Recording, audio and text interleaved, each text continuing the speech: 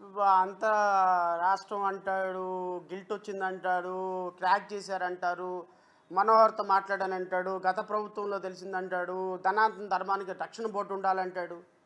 What you are speaking mister DCM? అరే ఏమైనా మాట్లాడేదానికి శుద్ధుందా? అసలు మాట్లాడితే ఏమైనా కనెక్టివిటీ ఉందా? అసలు mind is index of no your face. Your face is index of your mind. మీ ఫేసే ఇండెక్స్ చేస్తుంది మీ మాటల్ని.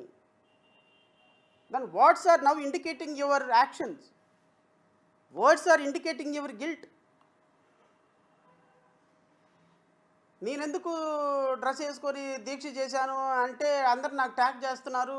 ఏదో అనుకున్నాను, చేద్దాం అనుకున్నాను తప్ప స్పష్టమైన ఒక్క మాట ఉందా? నేను మాట్లాడే దాంట్లో ఒక 10% స్పష్టత అయినా ఉంటుందేమో. అరే స్పష్టత లేకుండా 28 నిమిషాలు అసెంబ్లీలో మాట్లాడటం అంటే ఎంత గొప్ప గ్రేట్ అంటే, ఆ ఎమ్మెల్యేల సినిమాలోనే ఎక్కడో ఆలీ మాట్లాడతాడు. ఆ మాట్లాడే భాష ఏందో అర్థం కాదు. ఆ బ్రహ్మానందం ఏమో నెత్తికేసి కొట్టుకుంటా ఉంటాడు. నువ్వు మాట్లాడేది హిందీయా, తెలుగా, ఏం భాషరా నాయనా, నువ్వు మాట్లాడేది అర్థం కాలేదంటే చాట.